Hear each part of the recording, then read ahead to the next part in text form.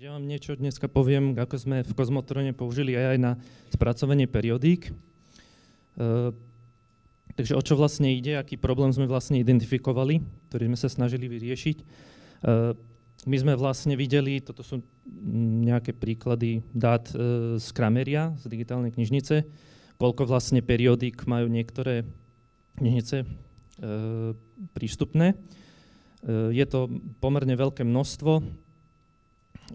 Problém je ale v tom, že ten čitateľ nevie ľahko v týchto dátach vyhľadávať. Preto by bolo dobré vlastne rozdeliť tieto dáta na jednotlivé články. Sú tam teraz aktuálne len vlastne rozdelené ako na tie čísla. Keďže ale tých dát tak strašne veľa, tak nie je reálne, aby to ľudia vlastne spracovali. Preto sme skúsili použiť AI na to spracovanie. A preto vlastne vznikol aj ASARP, čo je vlastne skrátka pre Automated System analytického rozpisu periodík. A na tomto systéme sme vlastne pracovali s podporou MZK. Aké dáta využívame, tak ide o dáta z Krameria, kde vlastne hlavne využívame OCR XML a tie dáta, ktoré sú vlastne v rámci toho XML-ka. Ten ASARP vlastne sa skladá z viacero častí toho spracovania, pričom ide v podstate o poloautomatický systém, kde stále je potrebné nejaký vstup toho človeka, aby hlavne na overenie toho, že či sú tie dáta správne.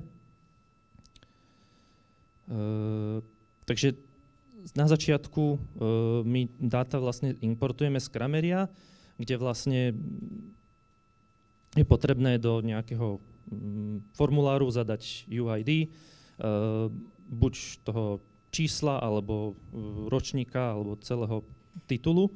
To sa vlastne stiahne do ASARPu a všetky tie potrebné dáta sa tam vlastne stiahnu. Ďalší krok je určovanie nadpisov. My vlastne potrebujeme vedieť, kde v podstate začína a končí ten článok a preto vlastne určujeme nadpisy. Takto vlastne ako to vyzerá predtým, ako sú určené tie nadpisy a potom vlastne keď už to ten pracovník vykliká, tak vlastne sú tie nadpisy farebne zvýraznené. Ďalším krokom je čistenie. Je tam dosť veľa obsahu v rámci toho čísla, ktoré nie sú súčasťou žiadneho článku a preto to potrebujeme odstrániť, aby sme to nemali v tých dátach potom. A preto vlastne vieme aj čistiť toto číslo. Čiže tu napríklad máme príklad z českého slova, kde vlastne tú hlavičku sme vyčistili. No a potom najdôležitejšia časť je kontrola článkov. Tu vlastne nejakým spôsobom ten systém rozdelí tie články, teda to číslo na články a následne my vieme to kontrolovať. Každý článok má priradenú nejakú farbu, takže už len vlastne prvým jednoduchým pohľadom vieme zistiť, že či je to správne zaradené, ale tam môžu vzniknúť aj nejaké chyby.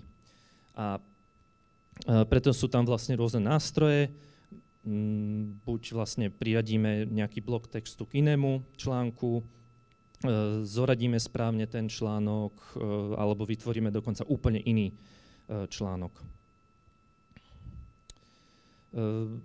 Ďalšia taký podkrok vlastne toho tej kontroly tých článkov je, že vlastne sme zistili pri tom spracovaní, že rôzne články sú ako keby súčasťou rubrík a preto sme potom vytvorili aj možnosť vytvárať rubriky, to znamená v podstate zgrupovať viacero článkov do jednej časti. Tým, že vlastne sa to označí ako rubrika. Znova nejaký príklad, kde priradíme nejaké články k rubrike a tie sa potom vlastne spoja dokopy. Všetky tieto dáta, ktoré ste videli, boli spracované pracovníkmi MZK. Tu nás sú vlastne príklady, koľko ich bolo ručne spracovaných Je tam 16 rôznych titulov, 735 čísel a vzniklo nám z toho skoro 40 000 článkov. Toto vlastne ale boli len nejaké trénovacie dáta, ktoré sme potom použili na vytvorenie modelov. Vznikli vlastne z toho dva modely, jeden na určovanie nadpisov a potom jeden na vlastne spájanie tých, vytváranie vlastne tých článkov. No a posledný krok je export dát, pričom vieme generovať aj potrebné dáta pre Kramerius, takže berieme dáta z Krameria a vieme aj vlastne vrátiť tie dáta o tých článkoch späť do Krameria. Alebo ak to chcete mať súčasťou vlastného knižničného systému, tak vieme generovať aj mark záznamy pre tie jednotlivé články. Toto neviem, či je aktuálne, ale v rámci Krameria by sa to potom malo dať aj nejakým spôsobom zvýrazniť tie články, takže ten čitateľ potom, keď má tam nejaký zoznam tých článkov, tak sa vie zvýrazniť ten konkrétny článok, kde sa nachádza.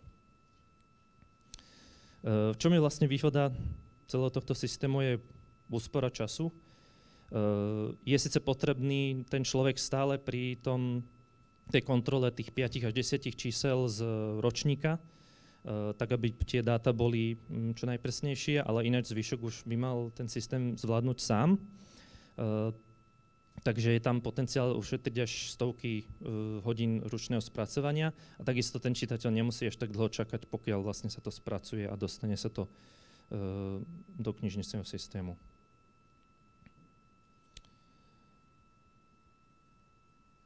Takže to je za mňa všetko. Ak by ste mali nejaké otázky, alebo by ste si chceli ASARP vyskúšať, tak mi kľudne napíšte a...